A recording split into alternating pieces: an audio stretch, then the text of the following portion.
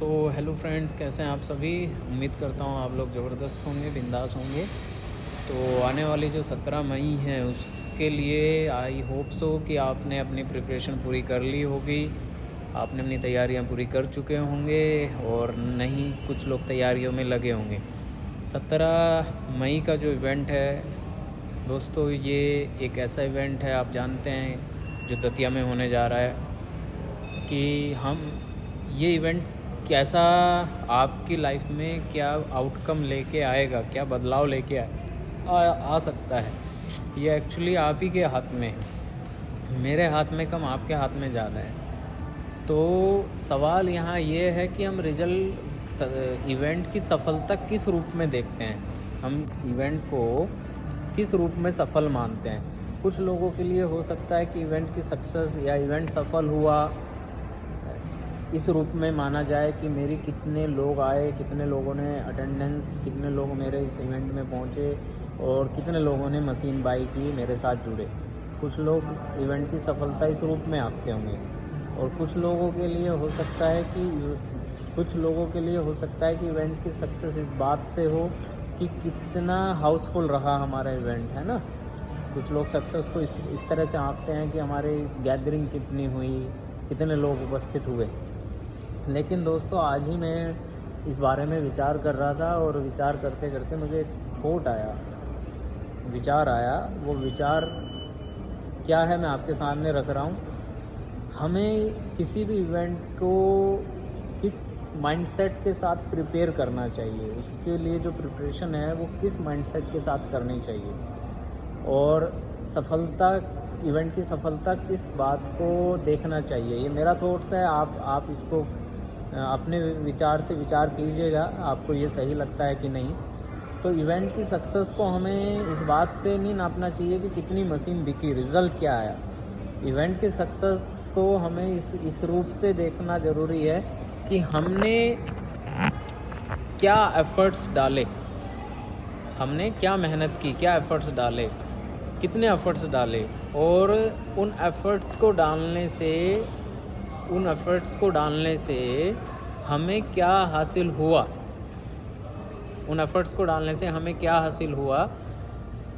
As a person मैंने इस event को सक्सेसफुल बनाने के लिए जो एफ़र्ट्स किए और जो एफ़र्ट्स मुझे करने चाहिए थे, उन्हें करते हुए मैंने क्या एक्सपीरियंस गेन किया। That is a big thing. सबसे बड़ी चीज़ है दोस्तों वो एक्सपीरियंस, जो एफ़र्ट्स आप इवेंट को सक्सेसफुल बनाने में डालेंगे या डाल रहे हैं या आपको डालने चाहिए, उसको करते हुए उस प्रोसेस में जब आप जाएंगे, जैसे कि इनविटेशन, फॉर एग्जांपल आप लोगों को इनवाइट करेंगे, तो जब आप लोगों को इनवाइट करेंगे, उस इनवाइट करने में 10-20 लोगों को जो आपने इनविटेशन दिया, चाहे वो टेलीफोनिकली दिया हो, चाहे वो मिलके आपने दिया हो, वो जो प्रोसेस आपने फॉलो की, उस प्रोसेस से आपको क्या सीखने को मिला और उस प्रोसेस से एज ए पर्सन आपके अंदर क्या बदलाव आया। अगर इस सक्सेस को आप इस माइंडसेट से देखना शुरू करें कि टोटल मेरे एफर्ट से मैंने क्या गेन किया, क्योंकि कोई भी चीज़ ऐसी नहीं है जिसमें आपको कुछ गेन करने के लिए ना मिले। अगर आप अपने द्वारा डाले गए एफर्ट्स को एनालाइज करें सही ढंग से, formula visualisation, analysation and realisation, वो जो रियलाइजेशन आपको मिल रहा है वो है ट्रू वैल्यू, वो है असली चीज़। क्योंकि अगर आपका रियलाइजेशन धीरे धीरे एक दिन इस मोमेंट पे पहुंचाया जाएगा कि आप टोटली एक नए व्यक्तित्व होंगे, आप एज ए पर्सन बदल चुके होंगे। कुछ समय इस प्रोसेस को फॉलो करने से, प्रोसेस पे काम करने से कुछ समय के बाद आप वो पर्सन नहीं रहेंगे जो आप अभी हैं, वर्तमान में हैं।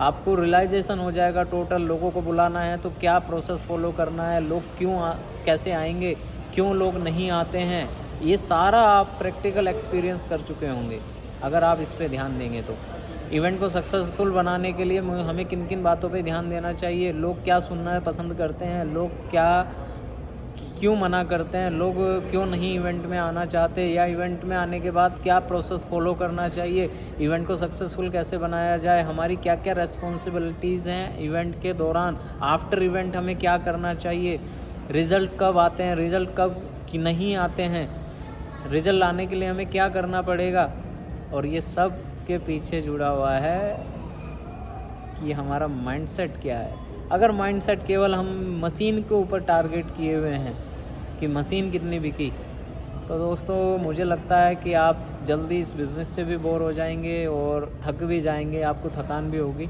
लेकिन अगर आपने प्रोसेस को एंजॉय करना शुरू कर दिया, प्रोसेस को ही आपने रिज़ल्ट मानते हुए काम करना शुरू कर दिया कि मैंने अपना प्रोसेस पूरा किया, मैंने अपना कर्तव्य पूरा किया, मैंने प्रोसेस को सही ढंग से फॉलो किया, मैंने प्रोसेस को जाना, इस जानने में जो मज़ा है, प्रोसेस को जानने, प्रैक्टिकल करने, एक्सपीरियंस करने में जो मज़ा है दोस्तों, वो मज़ा तो शायद रिज़ल्ट में भी नहीं है। क्योंकि जिस दिन प्रोसेस सही हो गई उस दिन रिज़ल्ट की परवाह रहेगी कि नहीं रहेगी, आप बताइएगा। Thank you so much.